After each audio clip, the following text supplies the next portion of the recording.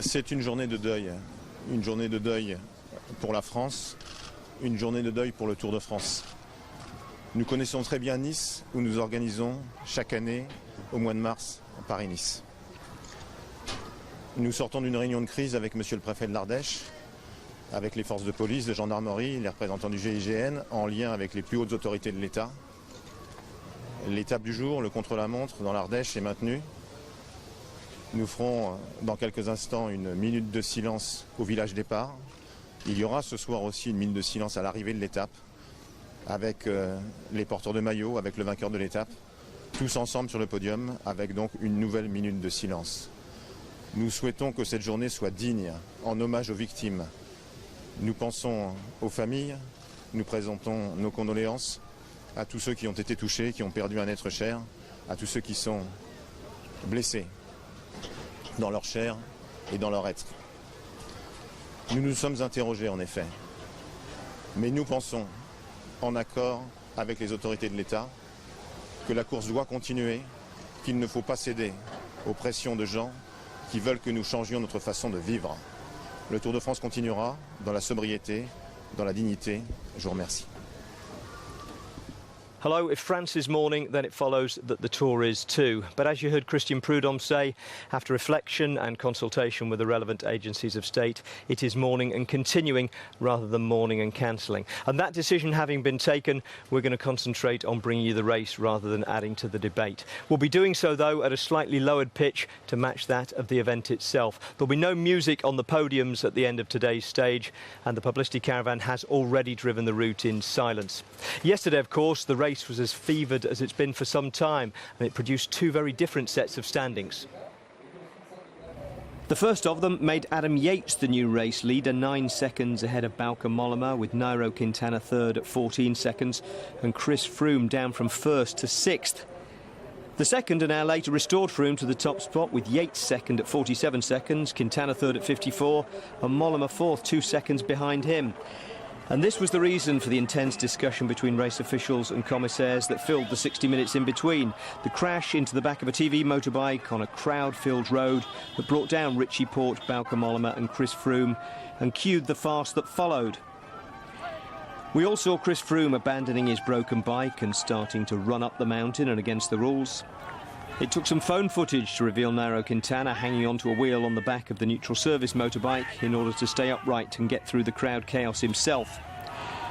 Bauke Mollema recovered best from the crash, crossing the line nearly a minute ahead of Richie Porte, while Chris Froome, who jumped onto a neutral bike with pedals into which his cleats wouldn't clip before finally getting a proper replacement machine, was the best of 2 minutes behind him.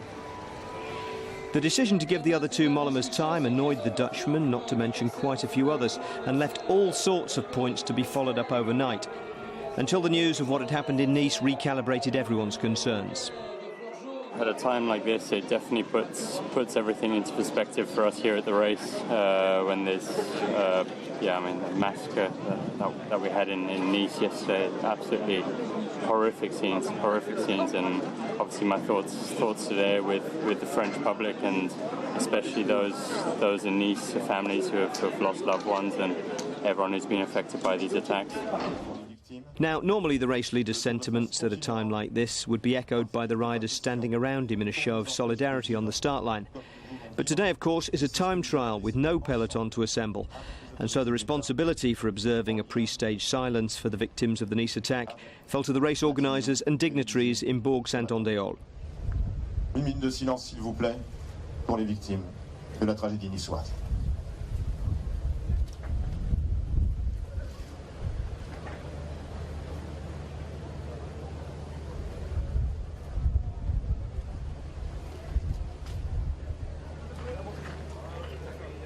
Now, race security, as you might imagine, was tighter than normal, although it had already been increased this year because of the Paris attacks, with members of the GIGN, the National Gendarmerie Intervention Group, attached to the Tour for the first time.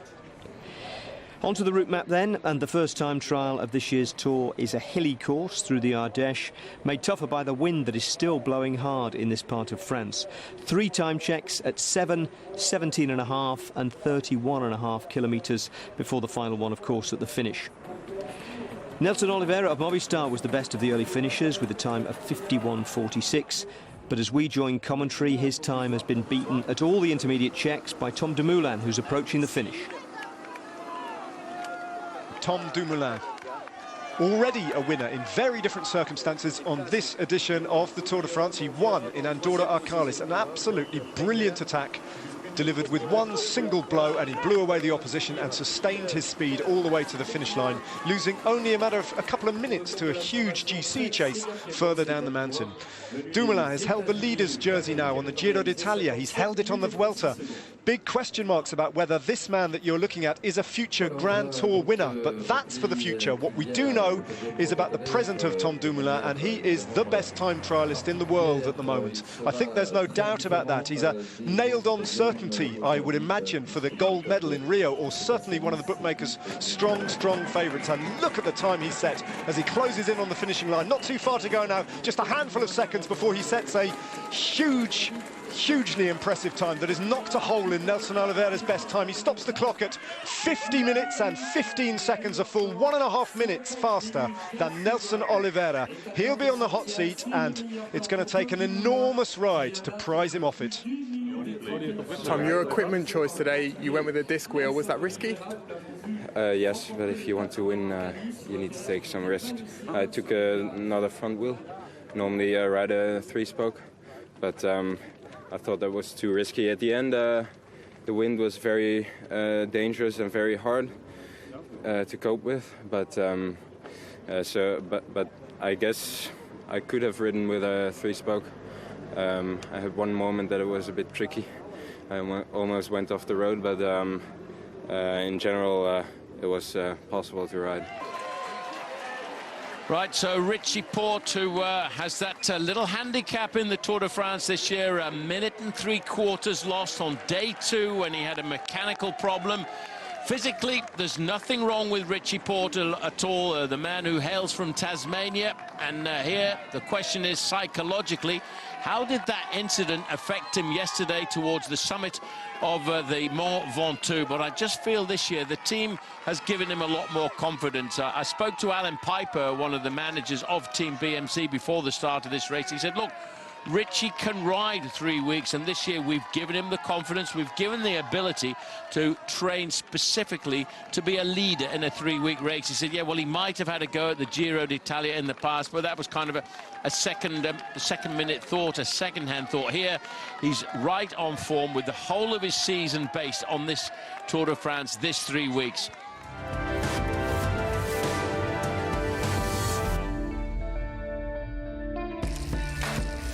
To beat 14 minutes and 16. I don't think he's going to beat that, but it will give us an indication as to whether or not Richie Porte is already on a very good ride. Let's just have a look up there. Well, that's a very good ride indeed. This is unofficial. You can see his time there, 14:25.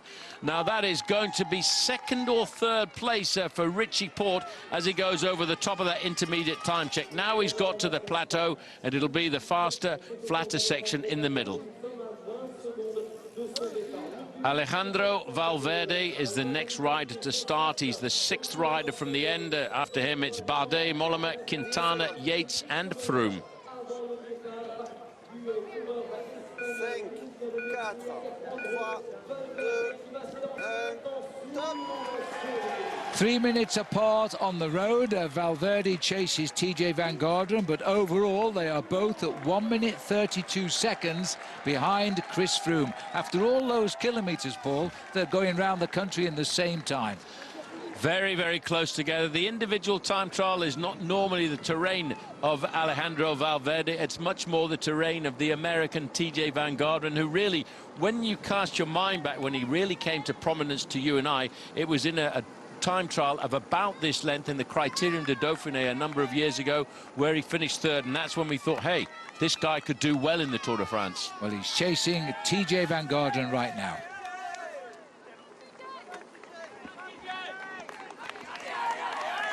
So just waiting for the time checks to come through there of Richie Porte to get that confirmation. Things are all a little bit slow here at the finishing line, but it looks to me as if Richie Porte has started very well. We're now looking at his teammate who starts a little bit further behind him on the road, TJ Van Garderen.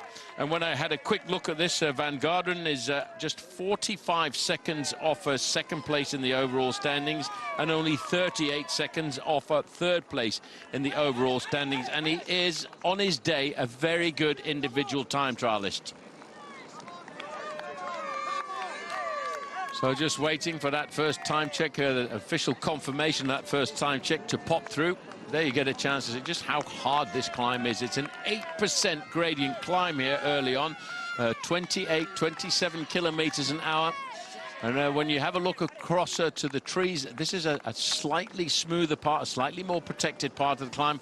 That's not good fun to see either. 35 kilometers to go. Phil, I just got confirmation. It has only just come through that Richie Porte, I thought I was just getting an unofficial time check. Richie Porte has gone through there with the second fastest time. He has indeed, just 10 seconds slower than Tom Dumoulin, which at the time was sensational. And now Richie Porte has gone through with the same time as Nelson Oliveira of Portugal. So if he continues at that sort of rhythm, Dumoulin might have a problem. Well, this man now is looking to put himself to right. This is Romain Bardet of France. He currently sits in 5th place overall. Yes, which is a terrific ride for the young Frenchman. Let's see what he can do. He knows that we always call this the race of truth. If he's going to stay a challenger to Paris, he has to do a very good ride today. Well, Richie Porte's doing what he can do. Now, what can Bardet do?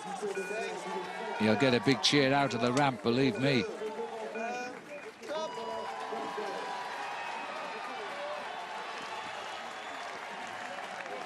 This is the rider who was voted the most aggressive rider of the 2015 Tour de France. He's been the wearer of the white jersey in the Tour in 2014. He finished 6th overall that year as a very young man. Now he's trying to get in to the top 3. Nairo Quintana, the 3rd from the end to go.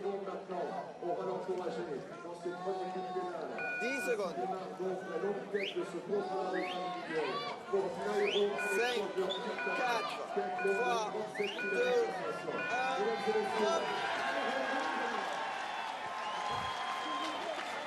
The crowd living the moment here. They see the Colombian is very popular. He's on his way, Paul. Is a few seconds either way could accelerate him or decelerate him. Well, I spoke to his team before the start of the Tour de France. They said he spent a lot of time on his machine and getting himself ready for this individual time trial. Well, a good ride could move him into 2nd place at least. He's 54 seconds behind the yellow jersey, but only 7 seconds behind Yates, who starts now. 3 minutes behind him, and ahead of him by 3 minutes, but only 2 seconds behind him overall is Bauke Mollema. There he is. So this guy, 3 seconds, and he could be sitting in 3rd place in the Tour de France. Extremely windy as Chris Froome now is getting ready for his start. He's starting right behind his countrymate, his compatriot, Adam Yates, who's wearing the white jersey, and he is the best young rider in the Tour de France, 47 seconds behind Chris Froome. What an important day for the youngster from Bury in north of England.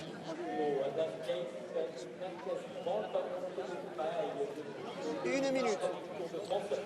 1 minute. These final riders start at 3-minute intervals. For Adam Yates, he's had a brilliant start to the Tour de France. You have to wonder what he would have thought about the referee's decision yesterday, because if the race finish had stood as it was, he would have been wearing a yellow jersey this afternoon, not a white jersey. But he was very diplomatic in his response yesterday, saying, well, as far as I'm concerned, Chris Froome is still the rightful wearer of the overall yellow jersey. And we can safely admit that Adam Yates is definitely the rightful wearer of the white jersey as the best young rider, representing here Orica Bike Exchange. 10 secondes. 10 seconds for 37.5 kilometers for Adam Yates as he now rolls down the starting ramp for his day of truth.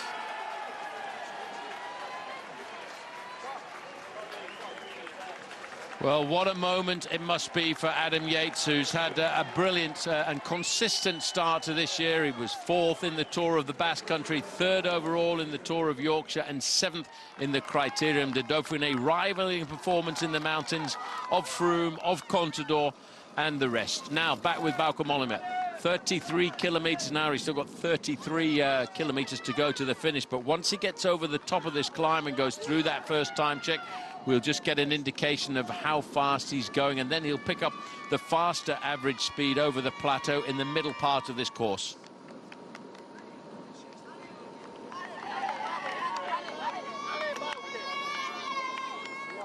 Mollema, 3rd overall in the early part of this year in the Route du Sud. He was 8th in Liège-Bastogne-Liège, but his team have given him all of the confidence. He's looking at the time there as we come up to the first time check of Tom Dumoulin. Tom Dumoulin's time at 14 minutes and 16 seconds, 10 seconds faster than Richie Porte and Nelson Oliveira. This is Alejandro Valverde. Has been on the bike for just 13.25 minutes now. He can't be very far away from that first time check. Warren Barguil, well, he's going to lose a big chunk of time here. Forget about the position as he stops the clock there. More importantly is the time that's being lost. 3.75 minutes for Warren Barguil, and he's only going through the 3rd time check, and there's a lot more time could be lost on the final ascent up to the finish line. But he also had a very hard chase yesterday, being caught out further back down the course. 184, and this is Dan Martin. He was 3rd overall yesterday. He's been riding for 22 minutes. I'm just having a quick look to try and see if I can see where Dan Martin was when he went through the first time check. He went through the first time check, Dan Martin, in 11th place. He was at 44 seconds down, but more importantly, it's the relationship to him and the other riders in the overall standings. And I would say that's fairly respectable for Dan Martin, as he's now on this fast part of the course. Alejandro Valverde. Last man to start now, 30 seconds, 30 secondes for Chris Froome in the maillot jaune, the yellow jersey, in a discipline where in the past he's shown us that he can rival some of the best individual time trialists in the world. Slightly different helmet as well, just a little bit more of an extension on the back to make it that slight bit more aerodynamic.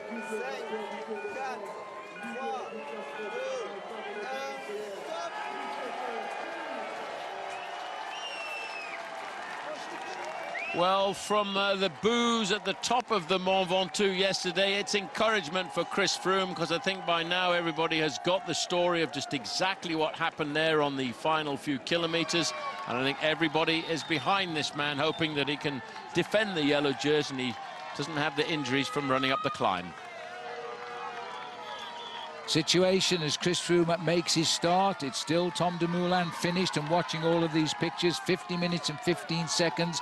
His time for the ride, hoping by the end of this day he'll win his 2nd stage of this year's Tour de France. But it's all about time now, Paul, and the boys at the end are battling for seconds over each other and don't really care about Tom Dumoulin. No, they're not really too worried about the Dutchman's performance. It's their performances in relation to each other. Chris Froome starts with a 47-second buffer over Adam Yates and a 54-second advantage over Nairo Quintana. I think the battlefield will be much more between the riders from 11th up to 2nd place, with Chris Froome, in fact, extending his lead at the end of today over everybody else. But it's the battles for 2nd and 3rd position in the overall standings tonight.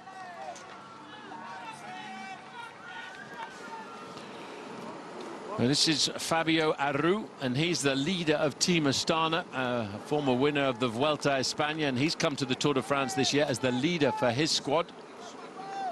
And again, just looking down, Alejandro Valverde has gone through with a pretty respectable time. He's gone through 32 seconds adrift, but he's actually gone through faster than TJ Van Garderen. Now, this is Geraint Thomas coming up to the line. This is a pretty impressive ride by Geraint Thomas. Yes, he will lose a certain amount of time, but he's laying down the foundations, because his time now is representative of what the men who are trying to win the race overall can expect to do in the individual time trial. He's not going to beat Tom Dumoulin, who set that incredible time of 50 minutes and 15 seconds, but this is not a bad ride by the man from Wales, from Cardiff. And when you bear in mind the amount of work that Geraint Thomas has already done so far in this race, that I think is very, very respectable. The time as he comes up to the line, oh, it's such a long interminable up to the point of crossing the line and stopping the clock. He's lost himself 2 minutes on the stage, but he's still in the top 5 in the overall standings. Such is the reference, really, to the performance there of Tom Dumoulin. Pierre Rolland, well, he's lost a huge chunk of time because he was actually caught and passed by Geraint Thomas. Yeah, well, Richie Porte, who was second, has gone back to 12th place at the checkpoint, and this is now checkpoint 3 with Porte here. And he seems to have blown up a little bit. He's going outside the top 10 as he races to the 28-kilometre check. Well, Phil, this could be because of the very fast start that he had. You know, he went through that first time check in second position. Maybe came out of the starting blocks just a little bit too fast. And now in the middle part of this course, he's starting to pay for it. Romain Krujciger coming up towards the finishing line now, a little bit better than Warren Barguil. At the moment, he's beaten Barguil's time as he races up towards the line. Still Dumoulin ticks off another one. 53.27 and counting, and he stops in 15th position.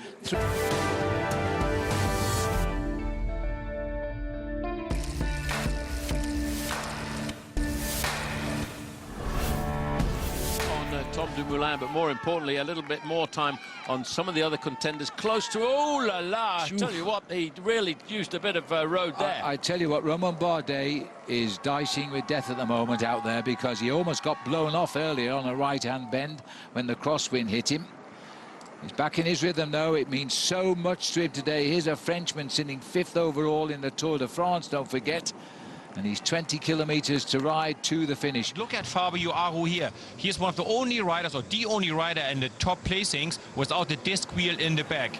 He opted for a very safe option here with 2 normal wheels, still aerodynamic wheels with a high profile rim, but no disc wheels. So that will give him a lot more comfort riding, but it makes him slower. Well, I'll tell you what, Jens, if what we're seeing is right, it's making him very, very much slow. He's conceding enormous 6 seconds he's conceding to Tom Dumoulin at the 3rd checkpoint. He's ranked at around 153rd as he goes through. Well, Phil, you might have said 6 seconds there, but I think you must have meant 6 minutes, because that is a huge chunk of time that Fabio Aru has lost there, and that is not going to look very pretty in the overall classification tonight. It's goodbye to the Tour de France. Romain Bardet, now he's pretty much out on course as we go further back down the line now. Now look at the speed now. This is the part of the course I was explaining to you just a little bit earlier. Once you get up that first climb of 7 kilometers, you get to a long flat section over the plateau, but that's when you bring up this cross tailwind, and that's when the speeds jump. And you could see there moments ago 55 kilometers an hour for Froome. A little bit of a slip there as well for Quintana. We're just going back to have a quick look at that, because these riders, whenever they get to these technical parts, they're trying to take risks, trying to take every risk possible to put in a fast performance in the time trial today.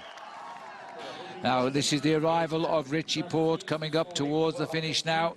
I don't think he's going to make great reading, because he was a serious challenger when he set off to that first check, but he has lost time.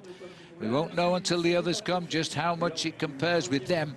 Dumoulin is safe, though, 50 minutes 15, as he watches the arrival here of Richie Porte. And he's in 9th place at this minute in time. but conceding over 2.5 minutes at this point. Yeah, well, I think it's all a question of how you handle this individual time trial. It's a very strange time trial with a very difficult start with that uphill part to 7 kilometres, then very fast. We're seeing speeds of 55 to 58 kilometres now on the plateau in the middle. Richie Porte now, I think, has really lost an additional huge chunk of time as he comes up to the line here. You see already he's more than 3 minutes behind Tom Dumoulin. But again, he doesn't care about Tom Dumoulin. It's where those behind him finish. And for the moment, he's conceded 3:08 to Tom Dumoulin. But what is he giving away to those still to finish? And that's what's important. 15th place for Richie Porte at this moment in time. And he looked as though he's going to break into the top 3 or 4. So he won't be too happy with that. Richie Porte now, it looked as though he's beginning to make a challenge for a top 3 in Paris. It might be in danger.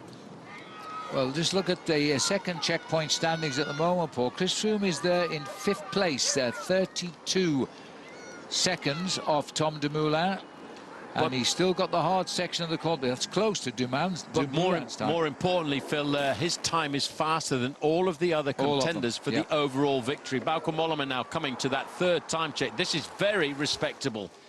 Well, Mollema just a few seconds behind Froome at the previous check. Of course, Chris is behind him on this one. And he looks to me as though he's going extremely quickly. It does seem as though conditions have got considerably harder with the wind. Mollema going through in 8th place, 1:28 off Dumoulin. Yes, but that's off Dumoulin. More importantly, what's going to be the time of Quintana and Adam Yates when he gets to this to the end? Because at the moment, he's looking to move up into 2nd place in the overall standings tonight. 10 kilometres to go for Chris Froome. The last man as always in yellow, out on course. Well, we'll see what he does when he gets through to that 3rd check. Well, Nairo Quintana went through that 3rd check at 2.5 minutes slower than Tom Dumoulin. There's only one rider now left to get to that final time check out on the course, and that is the man who wears the yellow jersey, Chris Froome, who currently looks fairly comfortable. And again, it's not really important, his ride against Tom Dumoulin, Jérôme Koppel, Nelson Oliveira, or even his own teammate, Geraint Thomas. It's important, his ride, in relation to all the other men in the overall standings as to whether or not he extends his lead in the competition. Here we go now, Phil. This is a very good ride because he's going to be the closest rider to Tom Dumoulin of all of the other contenders to win the Tour de France overall. Alejandro Valverde, the #1 world-ranked rider, racing up towards the finish here. He is a terrific competitor. He's obviously not going to win the stage, but he's also going to do a great time as Chris Froome is out on course trying to close into the time check. This man now is sitting and racing the 13th place finish as he comes up towards the line here. 53 minutes slip by. The quality of Tom Dumoulin's ride is highlighted now. 2:48, Valverde loses there. Yeah, but more importantly, Phil, it's the reference between all of the other men in the overall classification that I think is the best thing to look at. And Chris Froome, when he went through that time check, really did set the bar high. And at the end of the day, he's going to be sitting with a huge advantage in the overall standings tonight because 47 seconds adrift only to Tom Dumoulin. To me, Phil, that's a real reference. And that doesn't mean that he's not going to win the stage because it's 3 kilometres uphill towards the finish. Well, if things continue as it is, we're going to see Bauke Mollema up into 2nd place, Yates down to 3rd, and Quintana down to 4th at the moment. Standing at checkpoint 3, always Dumoulin, but Chris Froome has just gone through 2nd best time, 48 down, increasing his overall lead in the Tour de France tonight. 5 kilometres to go for Quintana, and the last 3 are uphill. Well, he's fought through the whole of this stage here, but once he comes up to the final 3 kilometres, that's when the gradient will go slightly more to his advantage. And he's, I think, dosed his effort. He's looked very aggressive on course. He's looked very fast around the corners, and he realises that this was probably the worst stage for him in the whole of the Tour de France before we go into the final 10 days of racing and head up into the mountains. Froome, when he went through the first time check, back on the slopes of the climb now, it's Bauke Mollema. He's not going to beat, I'm sure he's not going to beat the time of Tom Dumoulin, which is a very rapid time, the time of 50 minutes and 15 seconds. Mollema is inside of 2 kilometres to go, but he's not really concerned about winning the stage. What he's more concerned about is the time that he's got over this man on the course, at Nairo Quintana, who started the day with a 2-second advantage over Bauke Mollema. Well, he should have overtaken that. He will be looking at a third-place finish, but he also only started 9 seconds behind Adam Yates in the overall classification. So Mollema, the Dutchman from Trek Segafredo, is eyeing second place in the overall standings. Froome, on the other hand, was 6th at the first time check. He was 5th at the second time check, and he moved up to 2nd at the third time check with just 1 time check to go. He's improved all of the way. His deficit, though, at that third time check is a rather difficult one to turn around. 48 seconds behind Tom Dumoulin. 54 minutes. Conceding enormous time to Dumoulin. I think the back markers have had a much tougher day. 54.07 for Romain Bardet. But look at this, Bauke Mollema, who started 3 minutes behind him, is already in the finishing straight. This is a great ride by the man who complained a little bit yesterday about the referee's decision, but now he's really putting things to right, because he should climb up to second place overall. He's racing in the second in the Tour de France tonight, Bauke Mollema, and he's ridden a really aggressive race here. He's got all the anger out of his body on this time trial course as he pushes up towards the line. He won't know what they're doing behind, but he's best of the rest at the moment. Chris Froome seemingly the only man that will take time out of him. As he races, he's still on the 4th best time as he's coming up towards the finish. The time held by Rowan Dennis. It'll slip away, has slipped away down to Geraint Thomas now, but he's not worried about them. He's worried about the boys behind him. As he comes up towards the line, he's challenging the 5th place time of the day. That is a great ride by Bauke Mollema. He finishes 5th at the moment, 52.09.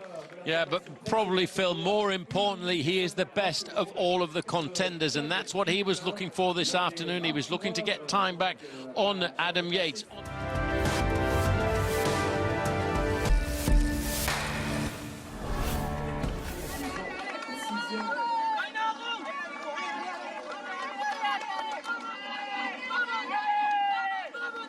Three riders left to finish this time trial. We're looking at the next man home, Quintana, followed by Adam Yates, followed by Chris Froome. And he's at 2 kilometres to go. You're right, Paul. The only man that can upset a perfect day for Tom Dumoulin could be Chris Froome if he's continued to gain time. Adam Yates, the second to last man on the road. He hasn't seen Chris Froome yet. His team said they thought he might concede 3 minutes to Froome, which means Froome would catch him. Froome has not caught him, and he could be third tonight. I think he'll lose second for the moment. Well, he's at 3 kilometres to go, and probably, I'd have to say, Phil, the worst 3 kilometres of this time trial course today, because from that 3 kilometre banner, it is all the way up to the finish line. And unfortunately, it doesn't get flat at the finish line. You have to get caught going upwards because it continues on up. 8% now, the gradient. Just 2.8 kilometres to go. But I think that Chris Froome is going to look down on all his rivals tonight and be very happy with his time trial in the Ardèche. This is Adam Yates. Look at the difference in style there at Adam Yates, who's turned out to be a wonderful climber in some of these big mountains. He's been in the saddle for 49 minutes. He's looking around every one of these corners, waiting for this individual time trial to finish here. He's also one of those riders who opted to take that disc wheel. I think it has been advantage, despite the fact that you've been buffeted on a number of occasions throughout this course by the crosswinds. It was worth the risk of having the better, more improved aerodynamics. Quintana now racing up towards the finish here. The clock will come into play. He's already conceded 2.5 minutes to the day's possible winner in Tom Dumoulin, but he's more concerned about the arrival. I think he's going to concede over 2 minutes to Chris Froome with this performance, and that for him will be simply very, very bad, and probably will lose him the Tour de France. As he comes into the home straight now, he's racing for 15th place. It'll slip away. It's a long way up to the finish here. Yeah, well, Phil, don't count him out quite so far away from Paris, because the next individual time trial is a mountain time trial, which could give him the advantage over Chris Froome. I love your optimism, Paul. As we watch here, Tom Dumoulin's time get well to the better of 3 minutes and 7 seconds, conceded to Quintana, by Quintana. Now, the big thing is, what has Yates done? And that's the most important thing. He's the next man to finish. Here he is, Phil, out on the course. So Yates just hugging the barriers, getting in there as close as he can to shorten the distance around those corners. Once again, once the pain and the speed starts to drop away, gets out of the saddle, forcing himself to find every last little bit of energy. Well, Mollema has climbed over Quintana in the overall classification with that ride. Bardet will not have improved. He's slower than Quintana. Well, enjoying an early tea, I think, Tom Dumoulin, because he knows now he must be worried about Froome, because Froome was only 40-odd seconds down at the last check, and if he's climbed this hill really well, he'll be very close to his time. But a quick calculation at 3 kilometers to go, I'm not sure he could get up in the time he had left. Well, it would be one of those amazing comebacks, because in fact Froome, although he's improved his position at each of the individual time checks, his time deficit to Tom Dumoulin was further and further back. At 10 seconds to begin with, then 17 seconds, then 48 seconds. 48 seconds is an awful large amount to pull back in the final kilometre of this climb. Adam Yates continues. Remember, he's a British rider riding for an Australian team, Orica Bike Exchange. They lost their leader yesterday in Simon Gerrans, the leader on the road, the team captain. He crashed, went out of the Tour for the 3rd time in his career with a crash injury, a broken collarbone. This man now is the team leader and having to ride for that team. As he comes up towards the finish now, he's looking at 7th, 8th. It's a long way up this home straight for Adam Yates. But hey, the first good news is Chris Froome never caught him. The next good news is I think his time's going to be pretty good. And maybe the other piece of good news to throw in there, Phil, is he will actually extend his lead in the Best Young Rider competition, because he's gone faster than every other rider less than 25 years of age, and that's what that competition is all about. This white jersey could be taken all the way to Paris, and that would be some terrific award. Yates is coming up now. The places are slipping away. It's all about time, not places. Just going to be on 53 minutes, conceding shortly 3 minutes to Tom Dumoulin. The time of Quintana was 53.21. Adam Yates is going to get inside that, approximately 53.21. Adam Yates is going to get in 53.23 Quintana's time. And he comes in, he beats Quintana, 53.16. And straight into the straight now. It's still a little way, is the driving pattern. Chris Froome started 3 minutes behind Adam Yates. He's now closing it down. He's probably picked back more than 2 minutes, which would put him around a long 50-minute ride here for Chris Froome. He hasn't won the day, but my goodness me, he may have won the Tour de France with a week to go, because he is building on his overall lead with this finish. He can see the clock now as he looks up and finds a few more seconds. He's racing for the second best time here, which is 51.46, and he's gonna just about get inside the time of Oliveira. And that'll do him, because it means he's ahead of every one of his competitors in this year's Tour de France. He gained time on them yesterday with a little help from the judges, and he gains time on them today with a little help from his legs.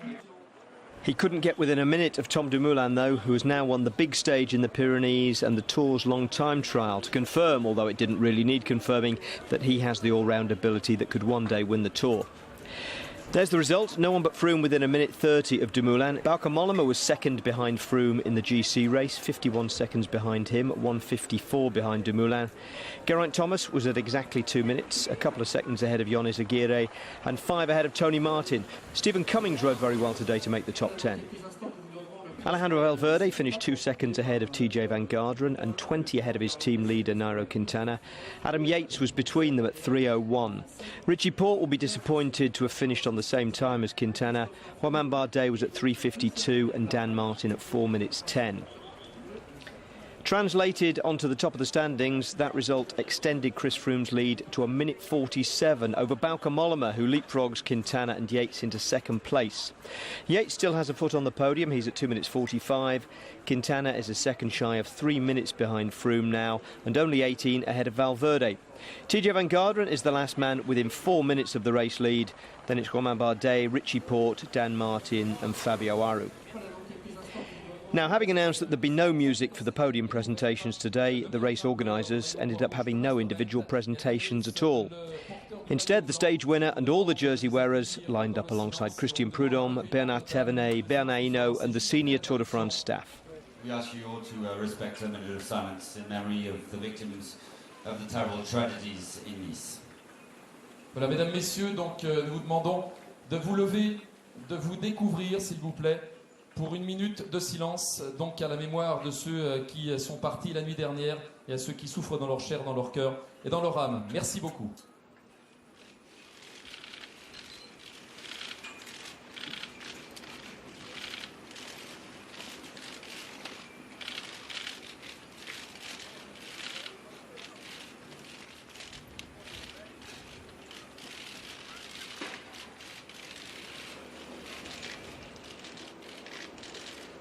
Merci, thank you.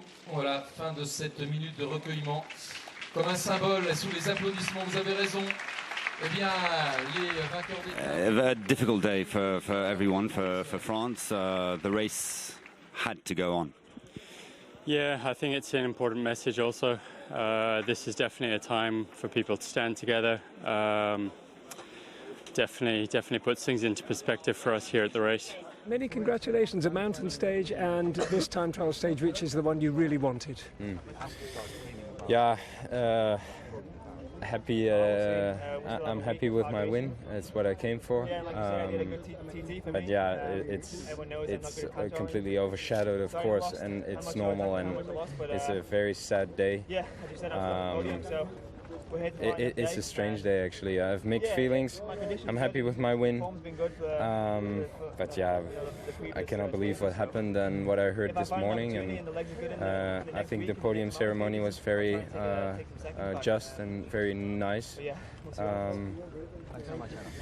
Yeah, and I think the decision to race today was also a very just one. I think, yeah, we just cannot let our lives decide by attacks and by strange people with very strange ideas. So yeah, you're speaking with a guy with mixed feelings today.